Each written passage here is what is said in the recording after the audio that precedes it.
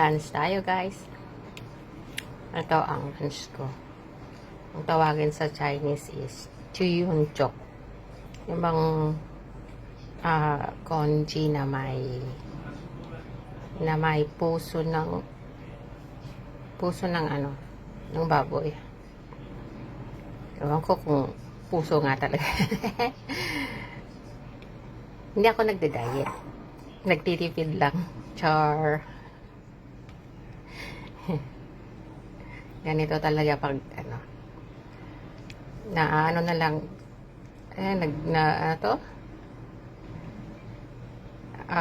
ina-adapt ko na lang yung ano nila, yung